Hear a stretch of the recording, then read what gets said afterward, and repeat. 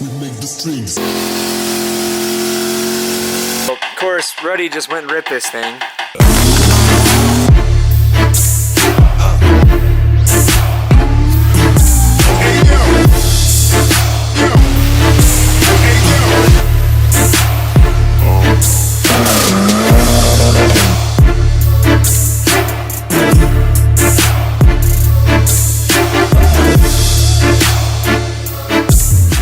So I'm just getting ready to leave the house and head over to David's house, help Chris. So Chris Rudnik, rides from Miata, he has been in town all week for basically the drift event, and then he's been kind of hanging out and just doing some random stuff and just hanging out in Colorado. So today is his last day here. We're gonna take him to the shop and he's gonna mess around with the Civic for a little bit, and then the plan is we're gonna go ahead and pull the freaking D series out and get it ready for the K series. So probably gonna go film some stuff with him. He's getting a tonneau cover for his truck, so he's gonna turn his truck into a freaking grandpa truck. And then he's gonna head back. He's gonna head to Texas for a couple days, and then he's gonna head back to Florida. So I guess let's get this day started. Last day for the D16 and the freaking. Is this gonna be the Lambo killer? Yes, especially with me driving. This is the Lambo killer. Do you think you're actually gonna be able to shift this thing and to sink it? You see, the problem with Adam was he's never been a Honda boy. Yeah. I've been a Honda boy a couple times in my life, so like I know how to bang the gears. I know how to just just give it all she's got, and if something happens, you know? Which maybe I'll be a little delicate because it's your car, but yeah. My car, I just money shift it, you know? Yeah, I mean, that's pretty much what you have to do in this thing to get it to shift. So yeah, as you guys know, the K24 all-wheel drive thing is coming, and I'm excited for that. I'm basically making Chris really jealous right now. So a couple of months ago, Chris, he got his Ricer Civic going. He basically bought a Civic, did a turbo kit, did like an eBay. It was like a small, you bought a whole kit off of eBay. Yeah, I spent way too much money on it, but this dude cock blocked me, pretty much. You effed me, that's what you did. Because this dude goes into my comment section, he's like, hey, you got a D16 for you if you want to buy it. And like, I was contemplating it, but I'm like, yeah, this dude's in Colorado. I mean, I'm probably never going to go up there, so I can't get it. Now I'm here, I'm like, oh, yeah, he offered this to me. So I was like, hey, Trevor, D16, like, what do you know? And he's like, yeah, I don't want to sell it no more. I'm like, oh, nice, dude, nice. Yeah. So the plan with the D16 is to actually put it in that guy right there. Which will be a cool build, for sure. That'll be really cool. So I told Chris, after probably a couple months, or 1 or 2 months, he could come back and just drive that thing all the way to Florida. Which would be good videos. That would be. You could just fly in. We could really test Trevor's mechanical abilities with that. We'll test and see if it lasts after today. How about that? So yeah, we're sending off the D16 on a good note with Chris driving it, and I'm pretty stoked for you to drive this thing because it. You should be nervous. I mean, I am, but it's definitely a lot of fun.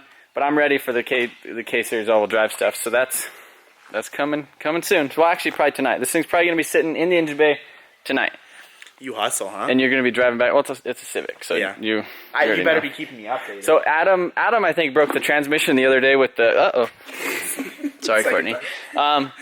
He broke the transmission doing the clutch kick. Do you think that's what it was?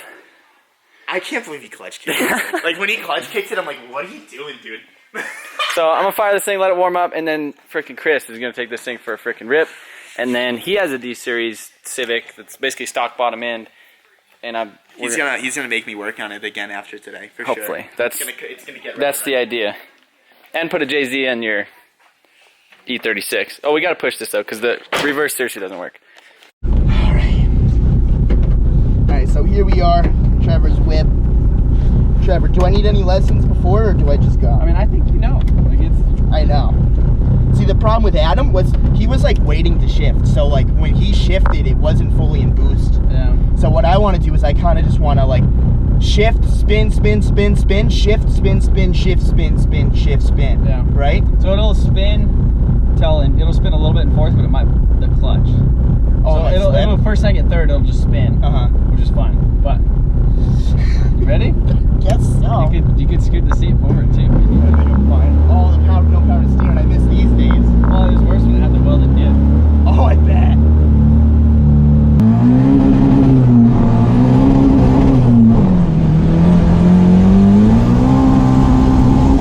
Whoa!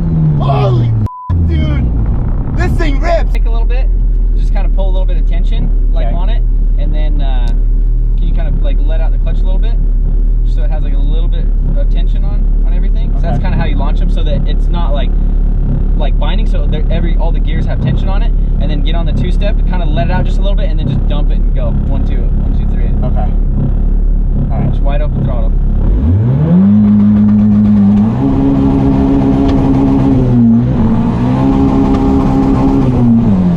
Damn it, we missed it.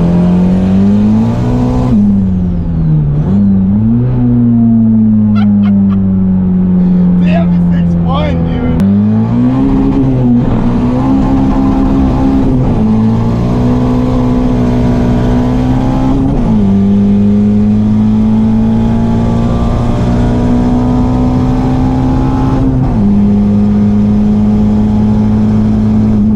Oh my God! We just topped out the Civic! A whole 70 miles per hour! Back from ripping the Civic. Ripping a lot of things. So we ripped the Civic, and what did Yeah. you think of that?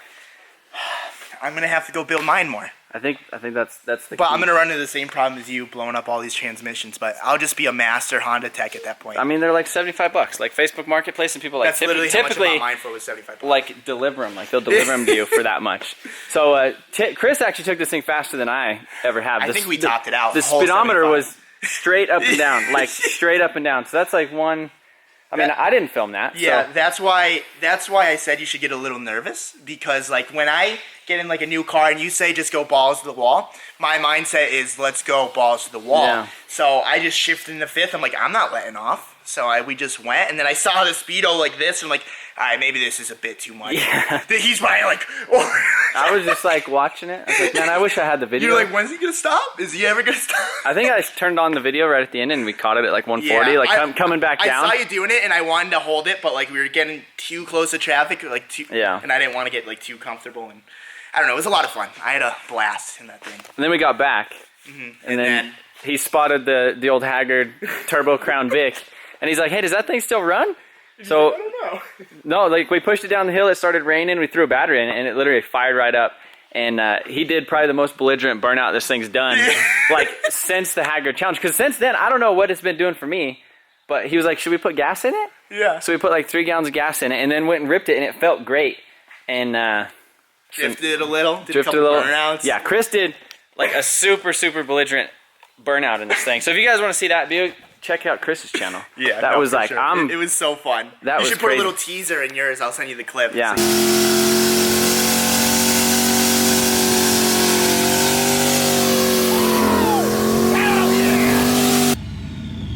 The sound is so funny because you don't expect it from this car. It's honestly ridiculous. It sounds like a straight up 7.3.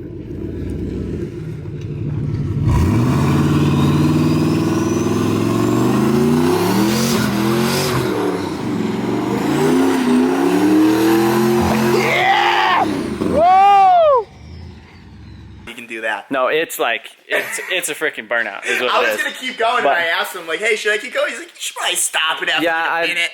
I walked up to the car and like was like filming the boost gauge and stuff, and then he's like, "Should I stop?" And I was like, "Yeah, it's I probably was gonna time." keep going till the tires exploded.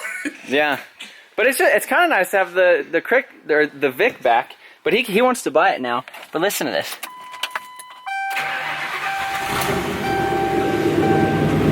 Give her a little rev. Like a spring chicken, yeah. This thing is gnarly, dude.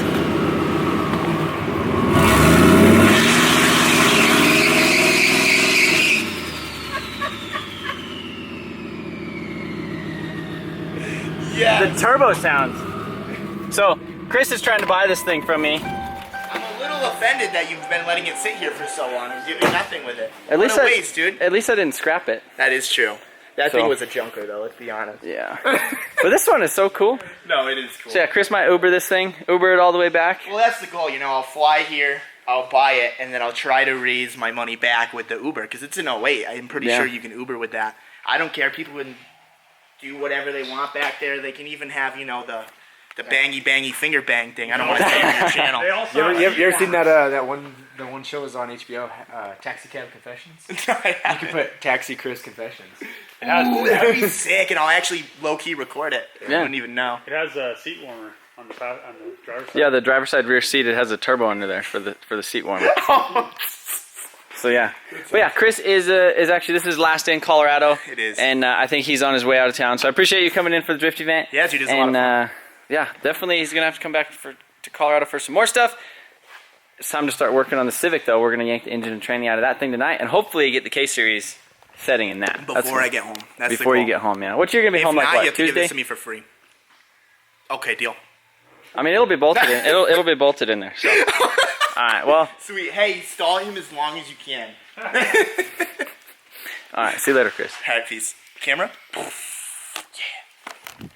right, guys. So that was the final rip in the D16. Rudnik freaking gave this thing a run for its money. Speedo freaking straight down. I mean, he had a good time. Again, be sure to check out his channel and everything. He he's been basically hanging out all week and doing a bunch of cool stuff in Colorado. And I've been a little bit behind on videos, just kind of making sure that everybody else was taken care of and, occupied and stuff. So yeah, last freaking rip. It's time to yank this thing. So I guess first order of business, we have to disconnect the battery, and then I'm gonna go ahead and get the harness and everything unplugged from the actual inside of the car, and take the shift knob and just stuff like that before we actually stick it on the lift, so we don't open the doors into it. Probably pull out this catch can because I think the exhaust is gonna go there. What else? Intercooler, wiring, pretty much all that random stuff. Turbo, and by the end of the night, this thing, well, probably in like 30 minutes, this thing's going to be a freaking rolling shell. So, yeah, I guess let's freaking get started.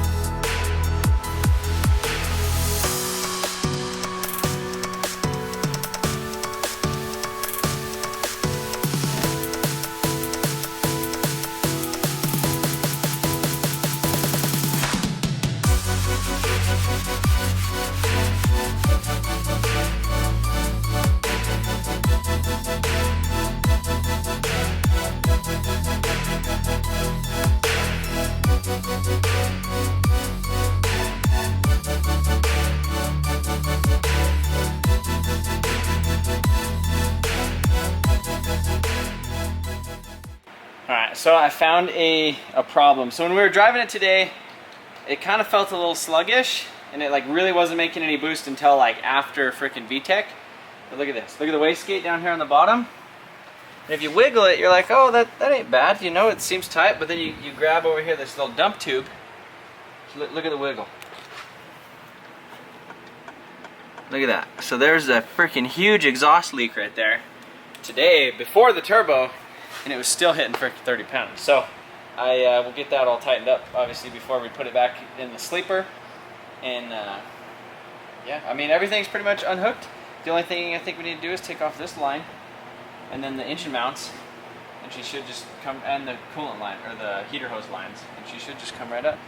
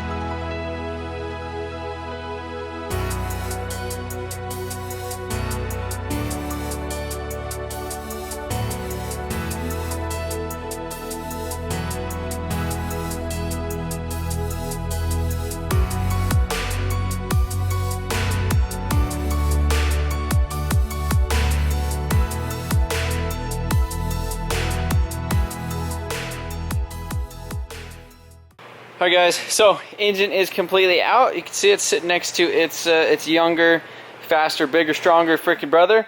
But But yeah, I think this thing was definitely had some exhaust leaks. You could see it's black right there on the housing, and you could see it was missing a bolt that came out. Probably rattled loose. You can see this exhaust gasket. This was a brand new fresh exhaust gasket, and you could see it like pushed it out and like melted it. Look at that, you can see all the edges. It just looks all weird. But and then look at that freaking exhaust leak right there. So that would have definitely made me lose a little bit of boost. And man, look at those welds. I don't take responsibility for them welds. I didn't do that. So on the sleeper car, when we get started on it, I have a like a bottom mount ram horn manifold that I might end up throwing on there, and then obviously a different wastegate. And I thought about trying to keep AC. I thought trying to keep AC would be like really freaking cool. But in the sleeper. Yeah, I mean it has power, so it wouldn't hurt it too bad. Well, I mean it would just be kind of cool. Load all the homies in it and just freaking cruise around in ice cold AC. Go run some errands and rip 500 horsepower. I did think about. So when you do start this thing, it does have, it's pretty smoky. Kind of looks like a choo-choo train, and I'm assuming that's valve stem seals. I think when I did the head or redid the head a long time ago, I'm not sure if we actually put new valve stem seals in it or not, because this head already had valve springs and retainers. And I think they like hot tanked it and did all that type of stuff. Either way, this head is like, this engine has been sitting around the shop in that car since I did the head gasket and the new head stud stuff for like 5 years pretty much. So valve stem seals, that could be it. So in preparation of the K swap, you can see right here, this is the EK subframe, obviously, because this is an EK, but I have to use the EG subframe. So I got a EG subframe right here for my buddy Carlos. You can see that right there. It has a lot more room for the transfer case, and it helps set the K series in there in the right angles, so you get better axle angles, and you actually have room for the transfer case. So I'm gonna go ahead and pull that out too. Maybe not tonight, or maybe I should. Maybe I should just freaking gut this whole engine bay and get it ready to go. So, because the other thing I need to do, or I've been thinking about doing, is you can see how grungy the engine bay is. I mean, obviously it was pretty decent paint at the time, but I mean, it wouldn't take that long to pretty much just scuff this and throw a fresh coat and have a brand new looking engine bay. Paint the new subframe, and clean up some other stuff. The one thing that I can't believe is like how much. Like, so this thing made 500 horsepower on E85 through this. Like that freaking fuel line going through this fuel filter that was just like dangling under there through a stock fuel line. And then stock regulator. Yep, stock regulator. And then we have, you know, obviously we had the flex fuel sensor in there so we could see how much ethanol it was running. It was running about E78 most of the time. But yeah, I think I don't know, should we continue? I mean, I at least need to get these mounts and some other stuff. So I'm going to continue pulling some stuff, and then we'll finish this out.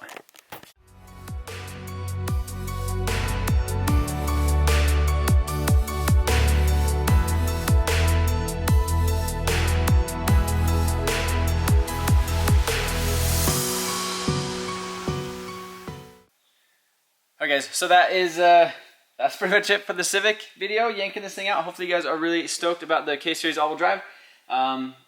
Engine bay is completely, I guess, disassembled of all the stuff other than like some fuel lines and other stuff like that. We are going to be doing a full fuel system from the surge tank all the way up to the fuel rail. Obviously probably cleaning it, or we're going to clean up this engine bay. Looking at it right now with all the overspray, it just kind of makes me sick, and I really want to clean it up, especially with, you know, it's got to be worthy of the freaking K-Series. So before I go, the Motion Auto and LZ collab tee, I think we're almost out. I think we have like 35 or 40 of them on the website. Yeah, something like that. They're like, we really don't have any of these select things left. few, yeah. So if you guys, these are the shirts that we were selling at the Drift event. This is the one that me and Adam collabed on, just for him to kind of come out and actually have some merch for us to both sell at the event. But it did get kind of rainy, and we didn't sell them all. We put them on the site and did a swipe up thing on Instagram, and we sold a lot of them. So like I said, we only have about 30 of them left, so head to themotionautotv.com, check it out, and we do have stickers, hats, key tags, you know, all that stuff kind of left over. If you guys want to still grab yourself some Motion Auto merch. But yeah, follow me on Instagram if you want the behind the scenes updates. And I guess that's freaking it until the next time. So see you guys later. Wait. Ready? Yeah. Okay, go ahead. So, of course, Ruddy just went and ripped this thing. Now, it only has issues. So here we go.